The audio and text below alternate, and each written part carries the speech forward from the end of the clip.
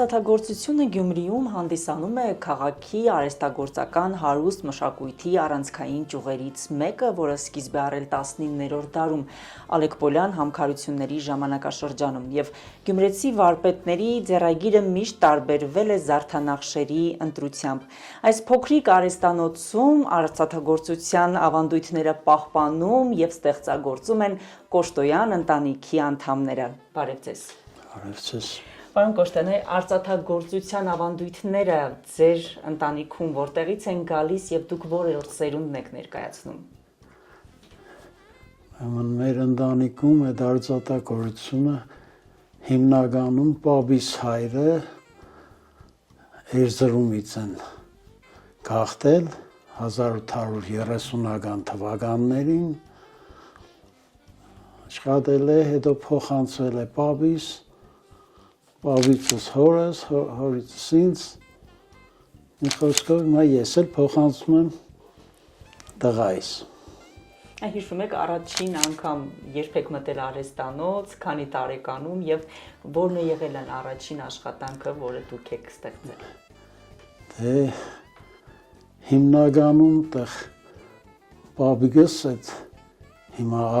այդ Քրկորյանի փողոցի վրա եղել է իր արհեստանոցը, որտեղ աշխատել են քաղաքի լավագույն փորագրիչները, ոսկերիչները, էլի, այդ արհեստանոցում։ Հետո արդեն ժամանակները փոխվել են,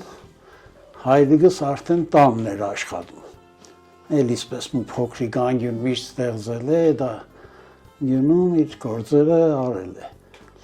Ես 10 տարեկանում արդեն առաջի փոքրիկ մադանին եմ պատրաստել, տեղ հետո կամաց արդեն պատրաստում նվիրում է, էլի տեղ դասարանցիներիս, հետո արդեն ուսումնարանում սովորելու ժամանակ համայրա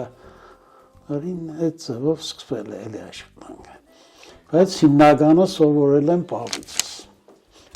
հորիցս էլի, որովհետև պապիկիս չեմ տեսել։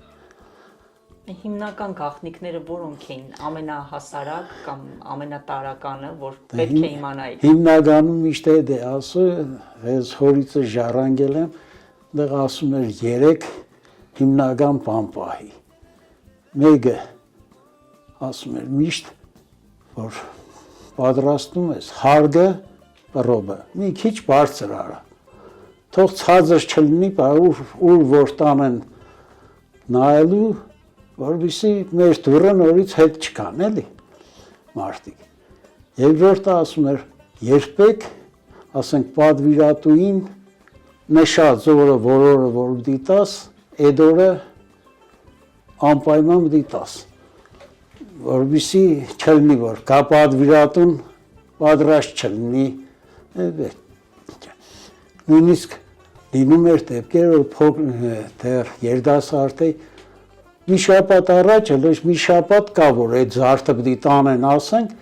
ինքը մի շաբաթ առաջ պատրաստում են, ասում է, լավ,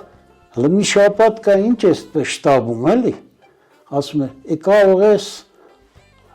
ընթացքում մի հատ դեպք կպատահի, մի հատ հանք պատահի, ինչի այդ մարդու դիմաց ես սուտ դուրս կամ ճորտեղ վազից կամ։ Եվ երրորդն էլ ասում էր, այն որ կշռում ես, որ 10 մարդուն, միշտ մպես այա, որ դեն ժամանակ կշռքները երկուսպես բանով էր, էլի, դրանց մեկի մեջ կշռաքարերն էր տրվում, մյուսի մեջ տրվում էր զարդը, ասում է, միշտ թող այդ հաջախորդի կողը, մի փոքր ավել լինի, որովհետեւ մարդու աչքը մեջը չմնա։ Ես էլ հիմնական այն գաղտնիքներն էր, որ մինչև այսօր էլ այդ պահպանում ենք ու դժգոհ չենք։ Աշխատանքային սկզբունքները նույն են մնացել, իսկ ինչքանով են փոխվել տեխնոլոգիաները։ Տեխնոլոգիաները շատ են փոխվել, բայց բաներ կա, որ հիմնականում տկանը գնել է, եթե այդ աշճանի մեծ արհեստանոցը, դե բնական է պիտի զարգացնես, եթե տան պայմաններում է, նույնիսկ հիմա գործիքներ ունեմ, որ այդ ձևով դրած է, որովհետև տեղ չունեմ այդ գործիքը, ասենք, դնելու։ Բայց հիմնականը էլի պահպանել եմ այն պապագան ինչ որ է կաղաբարները, այս վալսը երևում է այդտեղ։ Այս վալսը երևի արդեն 130-140 տարի աշխատել է։ Պապիս արհեստանոցից սկսած մինչև օրերը։ Դեռ մի անգամ նույնիսկ դեպք կա, այն մի ոտքը կոդրված է, էլի վալսի, պապս մտնում է արհեստանոց, տեսնում է հայրս, հետո էլի քաղաքի ոսկերիչներից տեղ էլի է հասակի, էլի ջահելները տագը մեդաղյա բան են գցում, էլի այդ վալսի։ Ինքն է մի քիչ գինով ծազել ունում, ոտքով խփում է, վալսը գնում է, այդ ոտը կոդր, մինչև վերջերը այդ ոտքի կեսը կար, հետո միշտ պրոբլեմ էր, էլի դառնում այդ ոտքի համար, վերանորոգեցի այդ ձևի էլի պահպանվում է, որովհետև դրա տակը մենակ կարելի արձատ, այսինքն փափուկ մեդաղներ, էլի։ Ասում են ամեն մեդաղ ունի իր էներգետիկան, ինչպիսի էներգետիկա ունի արծաթը։ Օրինակ արծաթը շատ հետաքրքիր մեդաղ է։ Ես ինքս արծաթը ավելի շատ եմ սիրում, քան ոսկին։ Անկում ես նախ ես չեմ կրում ոսկու, մարդկա սիրում է, էլի անպայման կրել ոսկի արծաթ, բայց արծաթի էներգետիկան լրիվ ուրիշ է։ Արծաթը բացի այդ էներգետիկա տալուց ունի նաև բուժիչ հատկություններ։ Հիմա այդ բաժակները ինչու են առաջներում այդ հիմնականում արծաթի բաժակներից օգտվել, որովհետև արծաթը ինքը իրեն բացիները վերացնում է։ Դες ոսկին ընկալում է, արծաթը վերացնում է։ Դրա համար էլ նույնիսկ այն մագեդոնացու ժամանակ այդ սպայական կազմը ունեցել է իր արծաթի ջրի ամանները, դրանից են օգտվել, դրա համար հիվանդությունները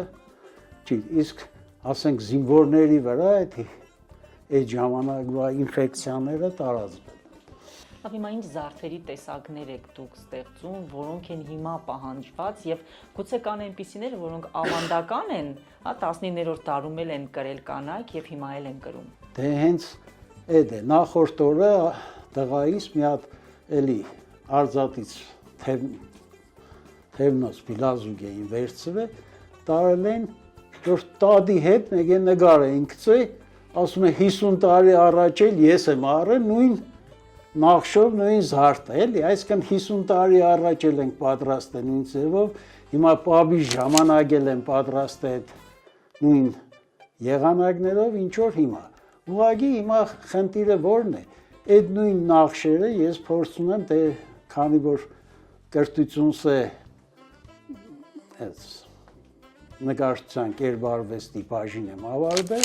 դեռ այդ նույն նախշերը օգտագործում եմ այլ տեղեր։ Ասենք, այն ավանդականը պատրաստում ենք, հիմնականը ավանդականը պատրաստում ենք, բայց այդ նույն ավանդական նախշը օգտագործում եմ, օրինակ, բաժակի վրա այդ նախշը էլի օգտագործել եմ, ուրիշ տեսակի զարդեր են պատրաստում այդ նախշով էլի, որը, ասենք, այդ Գյումրվա ավանդույթի մեջ չի եղել, դա արդեն ոնց որ կատարելակով, բայց հիմնականը այն ավանդականը եղել է արծաթյա գոդիները, թևնոսները, վզնոսները, ինչ որ Գյումրվա բիլազուկներ ասածների հիմի շատ են նորից պահանջում,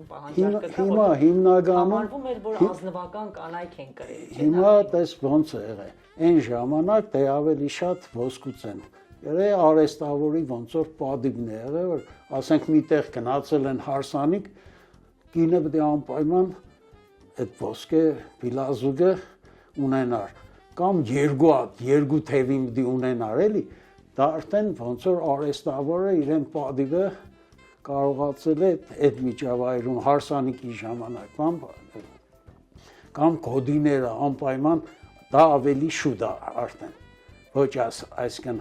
հայրիկի ժամանակ, այլ պապիկի ժամանակ այդ գոդիները, Գյումրվա գոդիները անպայման կանայք կրեին հատկապես տոնական պես օրերին էլի։ Ձեր ընտանիքի կանանց համար պատրաստել եք այդպիսիները։ Դե ես պատրաստել եմ պես նույնիսկ կնոջս համար այդ որ սիրարված էինք գոդի պատրաստեցի տարա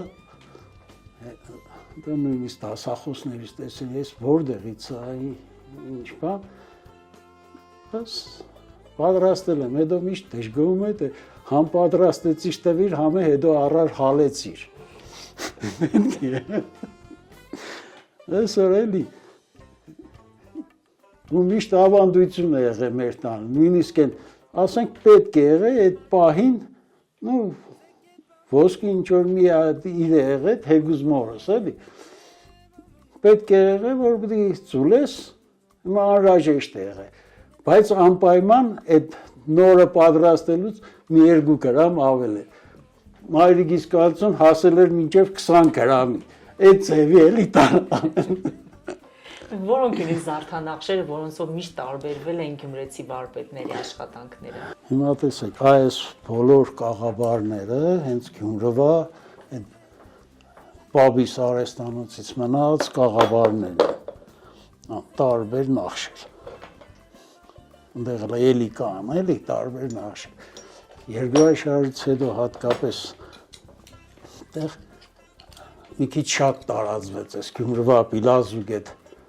բանը, բայց վարպետները ունեին, ասենք, մի հատ նախշ, մի հատ սպես նախշ, էլի, ուրիշ տեսակի արդեն չեն կարող։ Միշտ էլի պատվերները գալիս էր ինձ, որովհետև ասենք, թե նույնիսկ քաղաքապետարանից այդ ժամանակ էլի, քաղսովետ էր կոչվում, գալիս են, որովհետև մարդիկ ուզում էին տարբեր նախշեր, ասենք, խումբ է եկել, ու այդ խմբին նվիրեն նույն բանից, ոնց որ չուզենային նվիրել, էլի, ասում էին տարբեր, դե քանի տեսակի ունեի, 11-15 տեսակի այդ տեսակի նախշեր կային, որոնք ասենք պատրաստում են ամեն մեկը տարբեր։ Այստեղ այս կաղաբարը ամենայն 5 կաղաբարներից մեկն է, շատ դժվարությամբ է այստեղ այս նույն կաղաբարն է արդեն մի վերա պարա, հիմա սա բդի էլի փագանները կպցվի, կլորացվի, դարձվի ասում։ Հետո պատվիրատուները տարբեր են, միշտ չէ որ նույնն են ուզում։ Օրինակ մարդ կա, դե անուններ ունեն, էլի էսնա, մեկը ծաղիկ, մեկը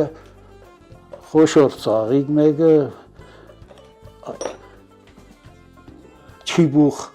այ կողքերից նորից նախշ ունի։ Ասենք ստեղ բարակ մաղադանոց կա, այնտեղ լայնը ավելի էլի, տարբեր պատվիրատուներն էլ, մարդ կա, որ ասենք ուզում է անպայման, ասում է, ես խաչերի նախշից եմ ուզում։ Ցույց ես տալիս բոլորը, որը իրեն դուր եկավ, որը մարդը եկավ, դրանից է կպատվիրի պատրաստես։ Հիմնականում այս արծաթյա թևնոցները միշտ դեն հնուցել է եկե, հիմա էլ է դավանդության համաձայն էլի շարունակվում է կնելը, մի քիչ ես վերջի պահին արծաթի կնի թանկանալու ես խառը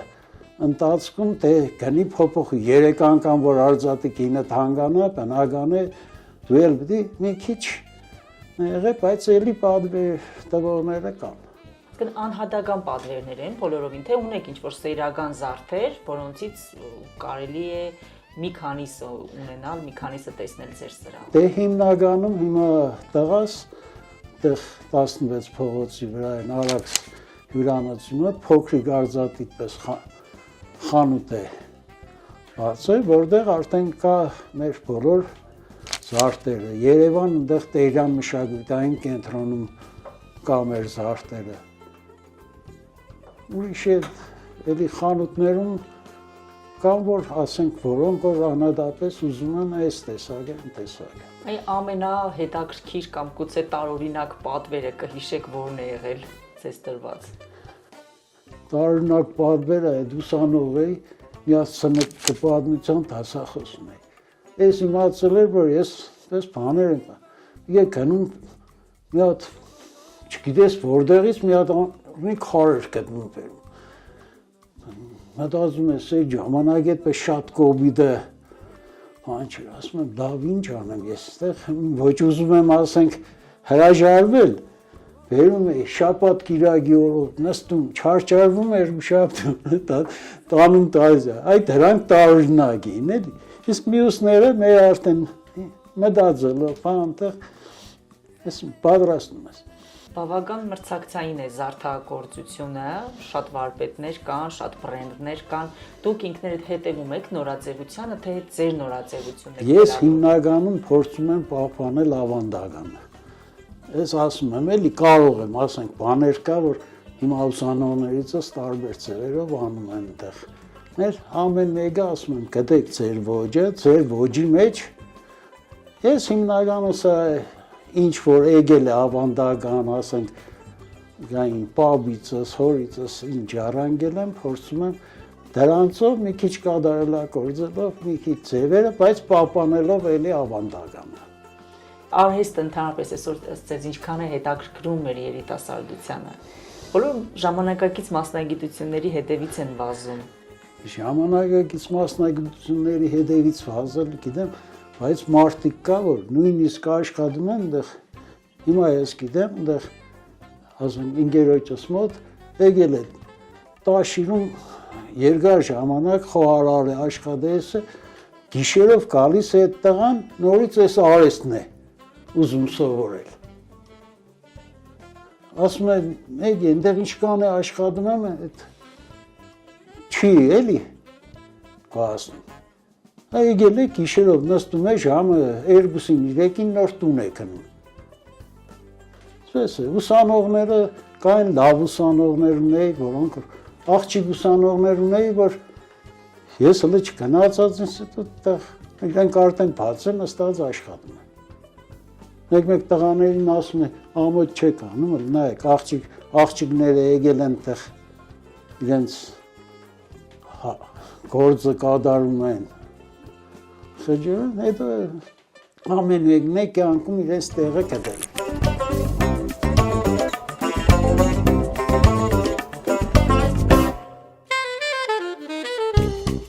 Սկսեցի մանր քայլերով, նախնական քայլերով փորձեցի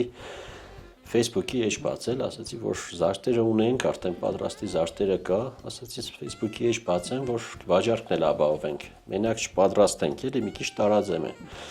Ու աստիճանաբար ժամանակի ընթացքում ես հասկացա, որ կարելի է դա ավելի ծավալվել, ավելի մեծացնել։ Հետո մի պահ հասա, որ խանութների հետ էի համագործակցում եւ զգացի, որ այդ խանութների հետ համագործակցության արդյունքում ես չարչարվում եմ, տանում եմ ապրանքը տալիս եմ, իրանք կրկնակի եռագի թանկ են վաճառում, վաճառքը շատ ուշ է լինում, շատ տանդաղ, ու ես տեղից գաղափար եղա, որ ավելի լավ է ես իմ խանութը ունենամ, որպեսզի ես իմ խանութում ներկայացնեմ իմ զարդերը։ Ու ժամանակի ընթացքում այդ գաղափարը զարգացրեցի, փոքրիկ խանութ եմ ստեղծել, այս պահին ունեմ փոքրիկ խանութ, որտեղ ներկայացված է միայն Կոշտոյան ջևելերի ապրանքները, որոշեցի ստեղծել Կոշտոյան ջևելերի բրենդը նաև անի համար, որ պահպանվի նաև մեր ազգանունը, մեր ստեղծածը, պաբի ստեղծածը, որը արդեն ես 5-րդ սերունդն եմ, որ զբաղվում եմ այս գործով մեր ընտանիքից, եւ որոշումը այդպես կայացրեցի, ճիշտ է, շատ դժվարությամբ հասա, բայց աստիճանաբար փորձում եմ զարգացնել։ Նաև Instagram-ով ունեմ, շուտով ուզում եմ կայք ունենա նաև բրենդը։ Ներկայացված է Հայաստանում, Երևանում, Գյումրիում, տարբեր խանութներում ներկայացված է մեր ապրանքը, թանգարանների հետ համագործակցություն ունեմ, տուրիստական կազմակերպությունների հետ համագործակցություն ունեմ, որպեսզի տուրիստները գան Գյումրի, ներկայացնեն իմ բրենդը, սպերեն մեր մոտ, ներկայացնեն, նաև ներկայացնեն Գյումրին իր ուրույն տեսքով, որովհետև այսօր Գյումրի են գալիս, տուրիստական քաղաք է անվանվում, բայց ընդամենը մի քանի թանգարան ու վсё վերջանում է, տուրիստներին հետ են տանում։ Ես ուզում եմ, որ պահպանվի, դրա համար ես մի բան անեմ, այն մյուս մեր ընկերները մյուս բան անեն, որպեսզի Գյումրու կենտրոնը զարգանա, Գյումրին ընդանուր զարգանա, այդ տուրիստական քաղաքը իսկականից ներկայացնելու բան ունենանք։ Չգան ընդամենը հրաբարակ իր 100 մետր շարավով ֆռան գնան տուրիստներ, այլ ներկայացնենք ամբողջությամբ Գյումրու արվեստը, արհեստը, մշակույթը, նույնիսկ սպորտը, ամեն ինչ։ Որտեղ է գտնվում ձեր խանութը եւ ինչ կարող են Եվ տուրիստները եւ քաղաքի բնակիչները գտնել են տեղ։ Խանութը գտնվում է քաղաքի կենտրոնական մասերում է գտնվում էքսպրես ռեստորանի հարևանությամբ է։ Մեր մոտ հիմնականում ներկայացված է մեր տեսականին։ Բիլազուկներ, գոդիներ, ագանջողեր, մադանիներ, կախազարդեր, ընդունվում է նաև այլ պատվերներ, բայց հիմնականը պահպանվում է մեր նախշերը։ Ավանդական նախշերը պահպանում են։ Նորաձև զարդեր ունեն, որոնց մեջ միանշանակ պահպանված է մեր ավանդական նախշերը։ Մարդիկ այս նորաձև բաները շատ են հավանում, բայց դրա մեջ ես փորձել եմ պահպանել իմ նախշը, որպեսզի ավանդականը պահպանվի, բայց դե բնական է չես կարող մենակ հնի վրա կենտրոնանալ, որովհետև ժամանակը շարժվում է առաջ։ Պետք է մարդ կա նորն է ուզում, մարդ կա հինն է ուզում։ Դրա համար փորձել եմ բոլոր տեսականին, բոլոր մարդկանց ճաշակին համահունչ ես ապրանք ունենամ ներկայացնեմ այնտեղ։ Արձած կրողը նաև արվեստն է գնահատում։ Օրինակ ոսկի կրողը հիմնականում ոսկու արժեքն է։ Իսկ արձատինը արժեքը այդքան բարձր չի, բայց գնահատվում է արվեստը, այս պահպանված նախշերը։ Այս արձատի առավելությունը դա է, էլի, որ արձատ կրողը արդեն գիտես, որ ինքը ոչ թե դրա կրում է որպես արժեք, այլ կրում է որպես ավանդույթ, արեստի մի նշույլ, որը ավելի թանկ կարելի է գնահատել։ Ձեռքի աշխատանք, մեր մոտ հիմնականը ձեռքի աշխատանքներ են, ձեռքով է պատրաստվում, ամեն ինչ ճիշտ է, այս բային տեխնիկան զարգացել է, որոշ բաներ նոր մոդեցումներ փորձում եմ կիրառել, որովհետև անհնար է պահպանել լրիվ հին տարբերակով, որովհետև ժամանակի սաղություն կլինի, հետո տեխնիկան հեշտացնում է քեզ։ Վերջի 10 տարին էին զբաղվում եմ, սկսեցի զբաղվել ու հիմնական զբաղվելուս պատճառը եղավ My Armenia ծրագիրը։ Ամերիկյան ծրագիր էր, որը Հայաստանում անում էին My Armenian, պապան մասնակցելու էր, ասեց գնանք կգաս հետս ապրանքը տանելու եմ, ասեցի կամ գնացի Երևան ու տեղի մոտս ոգևորություն առաջացավ։ Ես վաճառքը տեսա, այդ մարդկանց շփումները տեսա ու դա ինձ ոգևորեց, որ չէ, սա է իմը։ Իմ արյան մեջ սա կա, արյան կան չկա ու ես փոխեցի լրիվ իմ պրոֆիլը դարձա այս գործին։ Գնում ես տոնավաճառի մեկը գալիս են, քեզ չեն նայում զարդեն։ Բայ դու Կոշտոյանն եք, արդեն ճանաչում են, դա արդեն արժեք է։ Հետո Տեժյան մշակութային կենտրոնի հետ եմ համագործակցում շատ սերտ։ Հիմա բացվել է Հայաստանի արհեստագործների միություն, որտեղაც անդամ եմ համարվում, գրանցված եմ, որտեղ հավաքված են Հայաստանի տարբեր մարզերից արհեստագործներ։ Ու իրար հետ համագործակցում ենք, փորձում ենք իրար օգնել, ինչ որ տարբեր մարզերում ապրանքաշրջանառություն կազմակերպել, միջոցառումների, ցուցահանդեսների ու այդտեղից արդեն ցուցահանդեսների հրավերները գալիս է այդ միությունով մեզ։ Մեկ որ գալիս են ասում են, բայց թանկ է ոնց որ մի քիչ, ասում եմ, սա ձեռքի աշխատանք է, սա սովորական գործիքի գործ չէ, էլի ստանոկով չէ, արում սա ձեռքի աշխատանք է, դա թանկ պիտի լինի։ Բնական է թանկ պիտի լինի, դա իմ, եթե ես դա էժան վաճառեմ, դա կնշանակի, որ ես իմ աշխատանքը չեմ հարգում, չեմ գնահատում։ Առաջին ես պիտի հարգեմ իմ աշխատանքը, իմ ստեղծածը, որ դիմացինը հարգի։ Հայրս ասում էր արեստը ոսկե ազուգ է, մինչև ճաշ է արեստավորը սոված։ Մի հատ քորկել ռաստ կգա, էլի։ Քորկել ռաստ կգա։